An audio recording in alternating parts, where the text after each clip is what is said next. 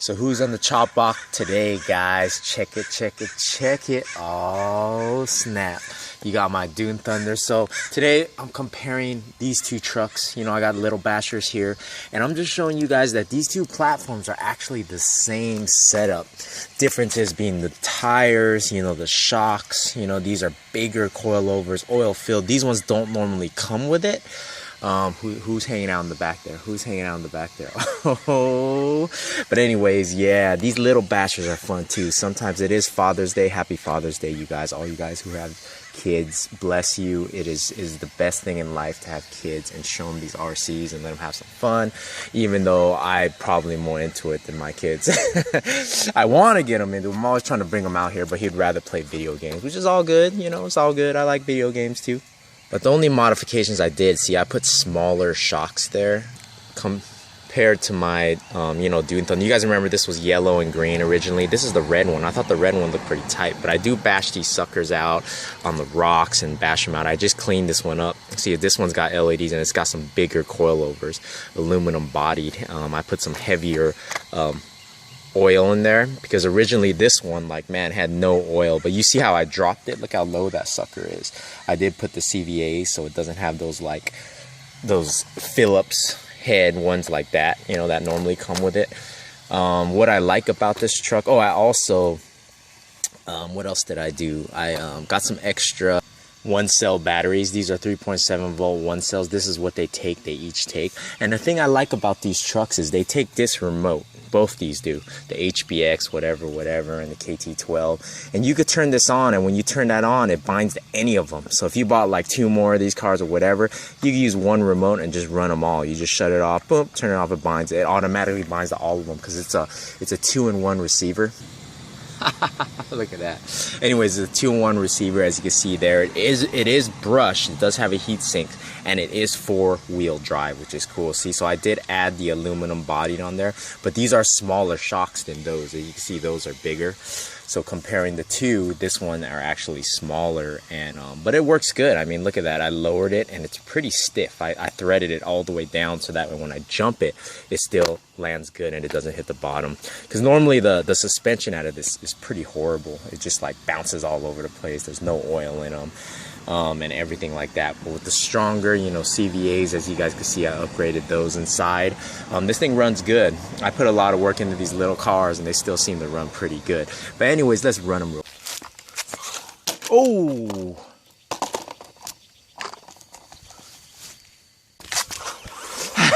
So what ended up happening was I thought I was going to run the KT12 first, and then I had the camera on the KT12, and then I ended up running this guy. And this guy, you saw this guy fly in the back and just fly off the thing. I forgot which car I had on. That's how lame I was this morning, man.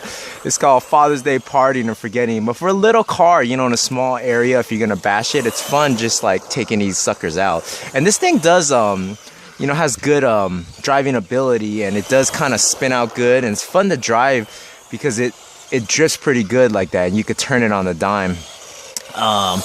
There it is, checking it out. You know, the speeds are pretty fast. I'd say they're probably like 25, 30 miles per hour. If I had a 3M on these suckers, like a VXL or something, man, these things will fly brushless. But right now they're just, you know, they're brush, but they're fun for brush, and because they're small platforms, they're light, so when you jump them, you know, with the bigger wheels, I gotta say this thing handles pretty good already, because I'm gonna show you the KT12, because I slammed that KT12, as you can see right there. I slammed it. So if you compare both of them, you see this one's pretty high, and then the KT12 is like freaking slammed like crazy. Look at that. So if I want to go off-roading with bigger rocks, I take the Dune Thunder out, and then the KT12, I kind of go out on the streets, you know, for handling ability and shit. But it seems to do pretty good. See, it does. You could do drifts with it. This thing is fun, man. I think for a little car, sometimes you just come out here, you want to enjoy it. It does run pretty good. You know, if I actually took this out on that little course I did on the asphalt last time, it actually run pretty good, man, I think. Because it's like, it turns good, and I think it handles actually good enough where, see if I had a little track, I could probably run this thing pretty good. It's crazy. But those LEDs do look good on it. It comes with it, and it's a good starter car for your kids or something. My kids, this is actually, the KT12, the blue one, is actually my son's. He loves running that thing. Check out that quick turning. You see that? Watch. See, look at that. That's sick, dude. Watch. Woo, you see that quick turning? That's what I love about it, because it actually, with the oil-filled shocks, look at that. Damn, you could turn on the dime. Actually, this thing handles a lot better than a lot of my 10 scale cars. The crazy thing, 4-wheel drive, especially on this asphalt, because it has just enough give where you could just turn like that. See that? Imagine if I was doing a course with this thing. Actually, I don't think the KT12 could handle as good. For a small rig, I mean, you don't really need the wider tires, you know? But look at that. One shot. I got this thing dialed down, man. You could turn it like so perfectly. You see that? Look how fast it turns. Damn. And plus, it's a little slower. It's not as fast as like my e-Revo 1/16, so it doesn't turn. But I gotta admit, man, the Dune Thunder is absolutely sick. Let's run the KT12 real quick.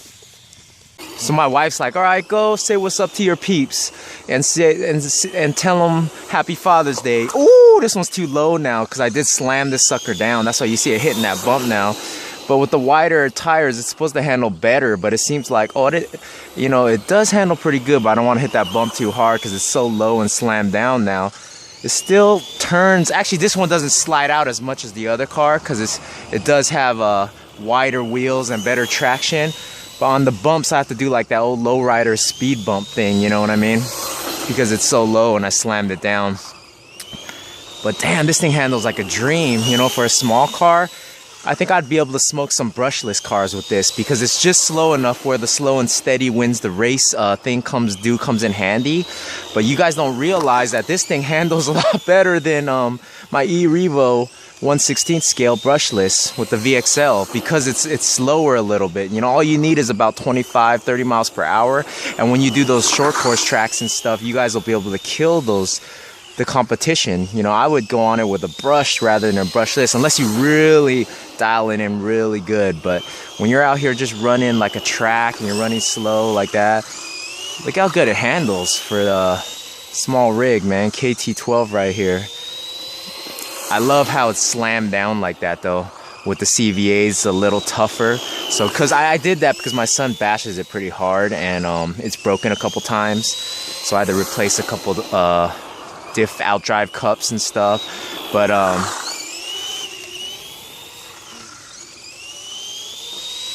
I do love that blue, and I do love how it's wider, you know, and you could run it like that.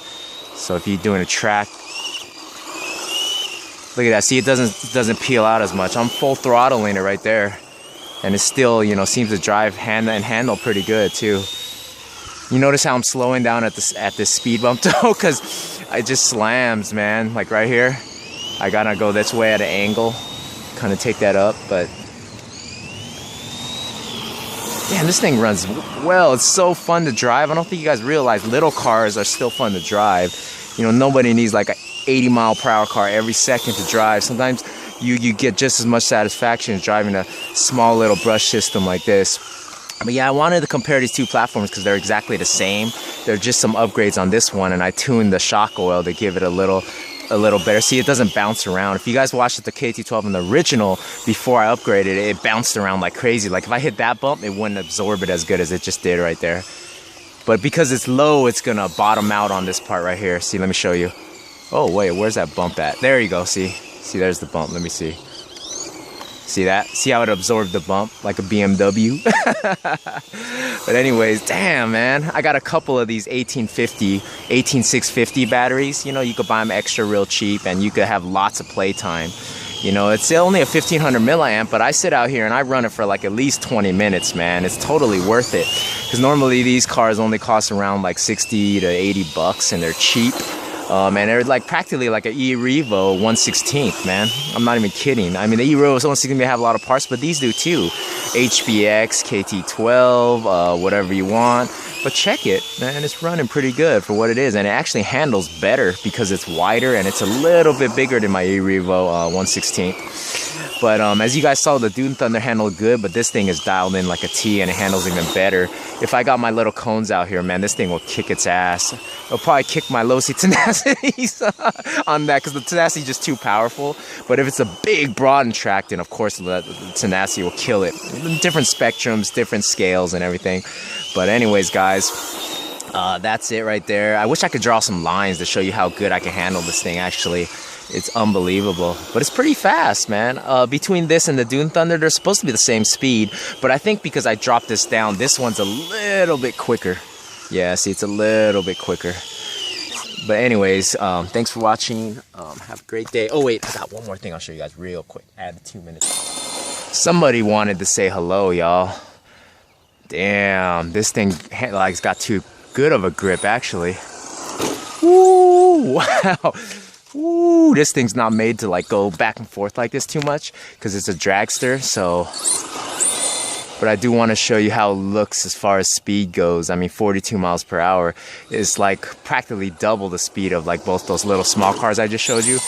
But because it's so low and stuff, and because there's a bump right here, I don't want to like hit it too hard, but you know, scrape up the body just yet. But like I told you before, the good thing about it is when you run it, it's high enough where it's like an off-road chassis, so when you hit these bumps, it handles it really good, actually. So, but it's got a lot of grip and handling on the terrain for this car. So what I mean is, like, it doesn't slide out like those other ones because the back tires actually grip really good, as you guys can see. See that? Look at that lean right there.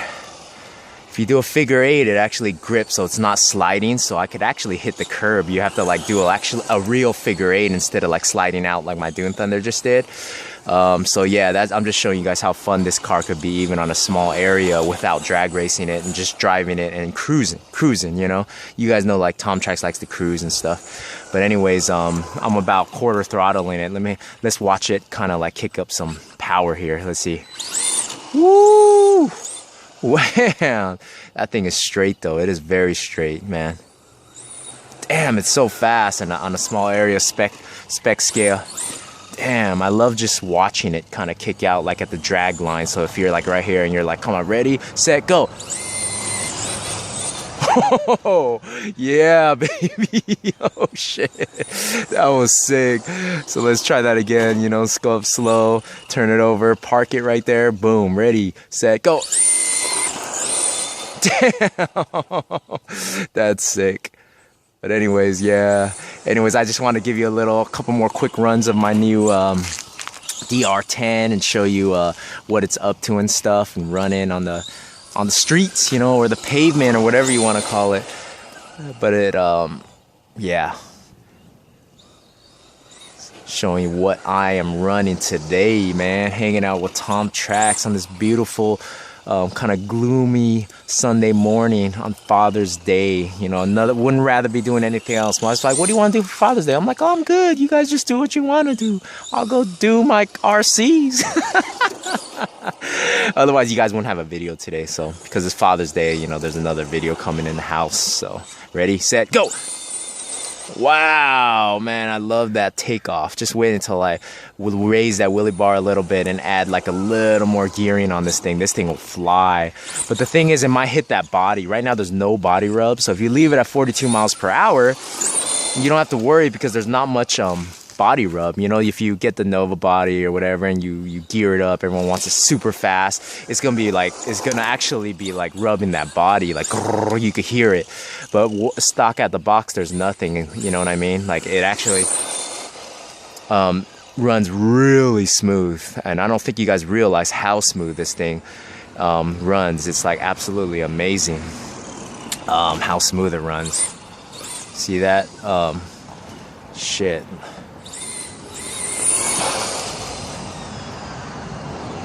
Yeah, I think it runs great. Anyways, you know, I'm over prolonging this video. You guys are probably done with it. Thanks for watching. Let me park it right there. Have a great day, and I'll see you on the next episode. I love you guys all. One more thing, last but not least, you know what I love about this car? The fact that you could leave the body on, and because there's so much space underneath, you can see where my fingers are right here. You could basically like stick your hand in here like this and like unplug it, turn it on. You never have to take the body off because they made it just wide enough, and because of the platform, you know, the Associated DR10 platform, see all that space underneath, so your hand could just go like right through there and stuff, and you could just like unplug it, plug it in, turn it on, never have to take the body off. You want to go for a couple street passes and enjoy the car, just go boom boom pop pop bow, and then it's ready to go. You know, turn on the radio and it's like boom, it's ready to go. So that's the cool thing about it. You know, it saves you time when you're making these videos and you just like, you know, you got to go do something, or you want to go do something else for Father's Day. You just turn on your car, do a couple runs, do like maybe a 15-minute video and turn it on, not to take off these little pins. It's so convenient. So that's why I think this car is a winner, and plus it's just absolutely beautiful, guys. All right guys, that's it for sure. Now take it easy. This is what I'm running. Go grab an RC and have a great day. So I just wanted to show you guys the shocks real quick, to show you guys how it jumps.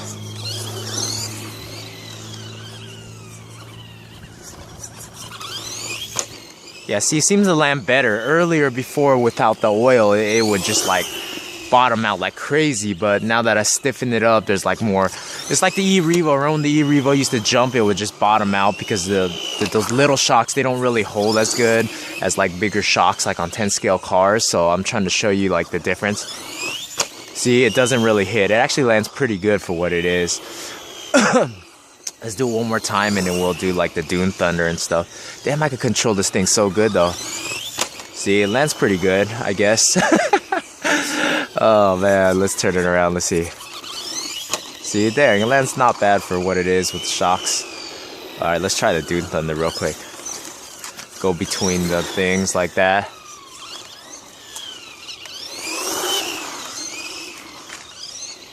Alright.